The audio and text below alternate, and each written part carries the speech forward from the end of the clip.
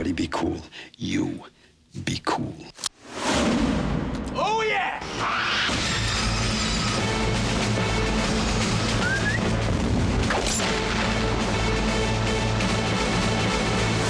You never know what's going to happen next, and it can be so far out there and off the wall that I think that alone could be very scary.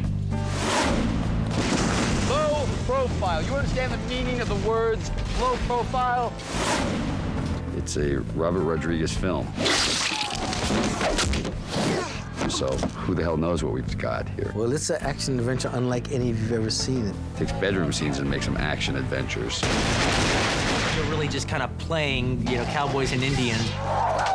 It's a kick-ass little movie. If you get too close to them, when the mind kicks in, you're liable to get shot.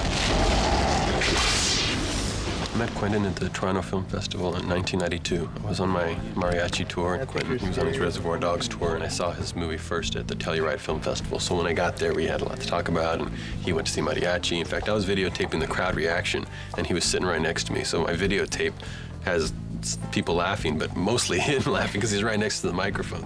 I was sitting in a hotel room in Toronto when Quentin came in the room.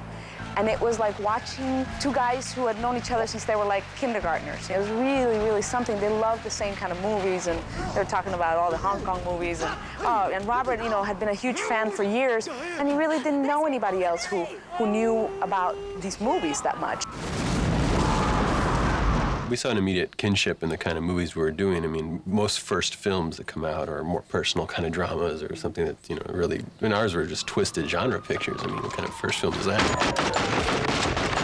Back in our days when I was writing Desperado at Columbia Pictures and he was writing Pulp Fiction originally for TriStar, we were on the Sony lot together.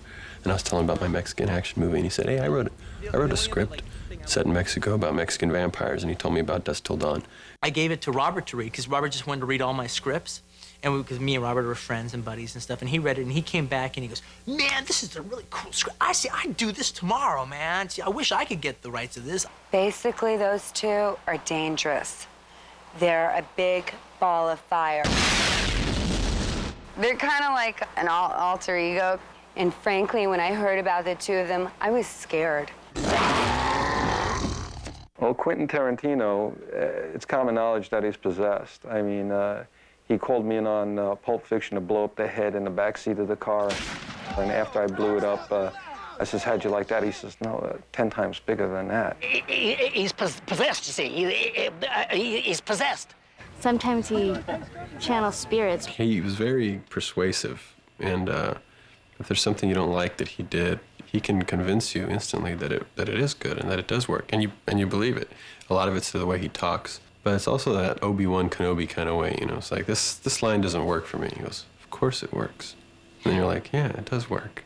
I met Quentin at at one of these warlock witch parties. He said he wanted to do a story about his life, a life story. I said, great, I think that's really, because I was really interested at that time in witches and warlocks. He wrote this movie, Dusk Till Dawn, and it's like an autobiography of basically him growing up and his family. He met Robert, and Robert's got these amazing supernatural powers. Most movies use wires and boards that people push off of, so the stunt people go flying through the air. What happened is, Robert basically looks at a person, and they just fly. I think Robert's supernatural powers are in the way that he makes everybody do exactly what he wants with a huge smile. Smile?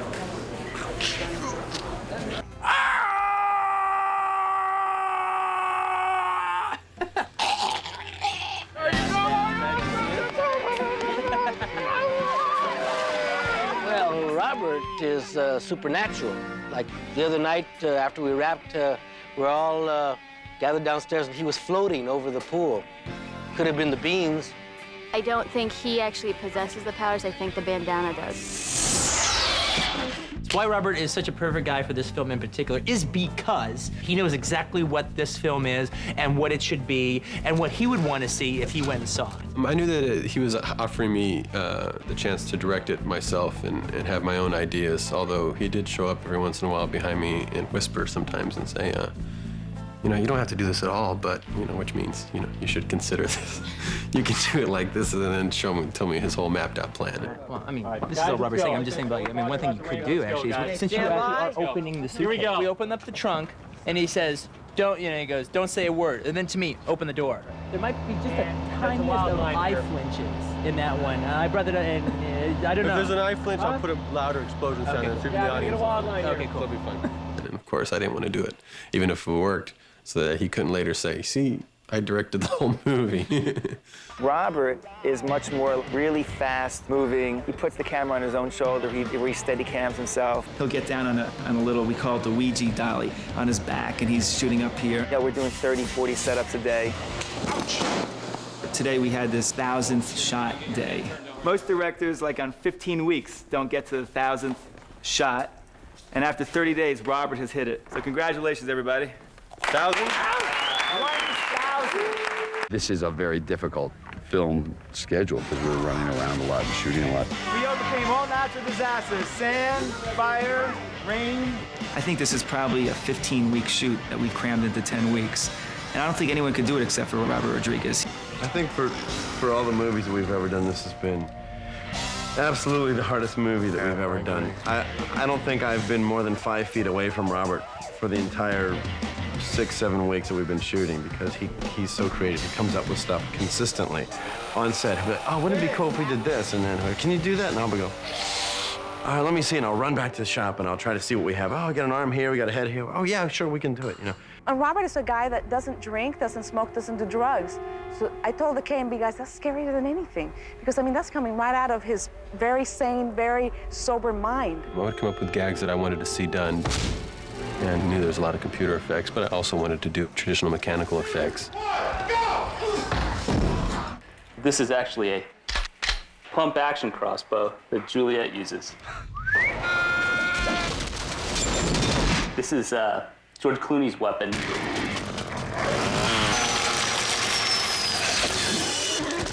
I would suggest doing a lot of smoke coming out of the store, but no fireball. We wrap the bombs, we design the bombs, we make the bombs, we bring the bombs into the set, we clear everybody out of the set. It's a very dangerous thing sometimes what we do. It's a little nerve-wracking when you're standing inside the building and all those bombs are ready to go off. And in fact, Tom came in and stood in the building with us because he said if the building blows up, he didn't want to be out here being the guy that killed Quentin and George. He'd rather be in there dead.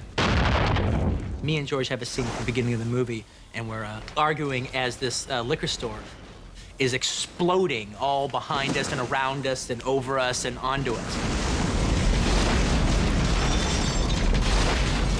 This was actually one of the more dangerous things we've had to do in the whole movie, and they didn't even ask us, did we want to do it? They assumed that we were up for it. I've built up a really nice crew over the past few movies, guys and women who really like to work hard, are very creative, and I let them go with their imaginations, and they know there will be results. I'll show their stuff off really well. The crew, I mean, for the most part, a bit like 75% of the crew, they either had worked with me and Lawrence before, or they'd worked with Robert before, they worked with both of us before, like in the case of 4 Rooms. We really had a family, you know, atmosphere.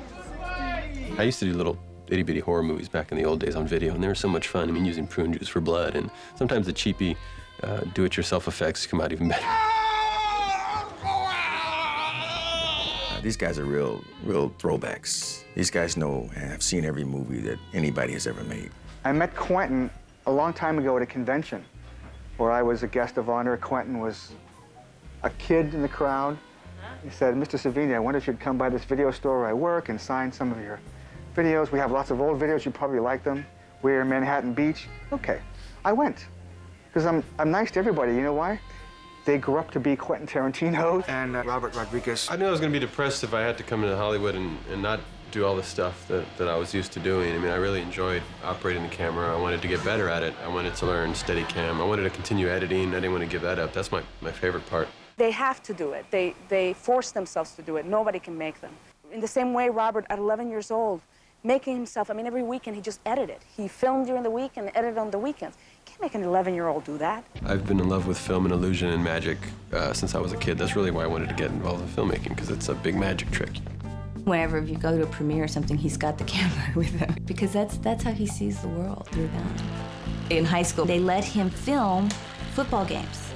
But Robert was already thinking like a filmmaker, so he wasn't filming the play and what happened. He'd filmed the ball. He'd filmed the father who was like, I can't believe you didn't catch that ball. They fired him immediately. I'm from a family of 10 children, so I kind of grew up, you know, being actually one of the oldest. Before I did mariachi, I mainly made family comedies. Robert's brothers and sisters must have had a camera in their face since they were 2 years old, since they could, like, take his direction. Quentin, I think, has been making movies in his head since he was 5 years old. Quentin had interactive playtime with all of his action figures. He had G.I. Joes and Spider-Man and Batman, and he could carry on, you know, 5 or 6 spicy dialogues. I used to chastise him for his language, and he'd, of course, protest that he wasn't saying that at all. G.I. Joe was saying that. He's like a kid. He's like a big kid. He's got that kind of energy and that kind of excitement. I had just started watching George on ER and really liked him. I thought he was like this kind of cool Robert Mitchum character on ER. I thought he was really neat. Since he plays the complete opposite, I mean, he plays an ER doctor on television, I wanted him to come and portray someone who sends people to the ER.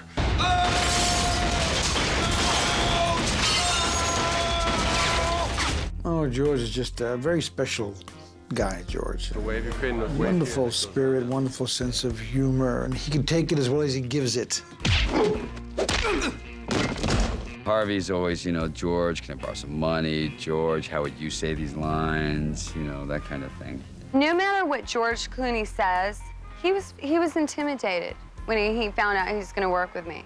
Juliette's nice. She's always knocking on my door. You know, George, you know, you want to rehearse the love scene, you know. It's just hard. And, because, you know, there is no love scene.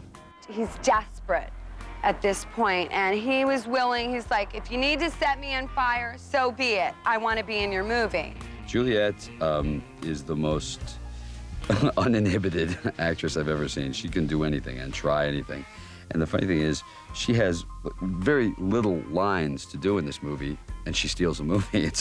Suddenly it's a film about her. She's that good. It's rough. This is what real filmmaking is like. You know, you take risks, you don't know what's gonna happen, and you make do with what you got. Action! Salma's been in all my movies, so I said, I want you dancing with a big, like a python.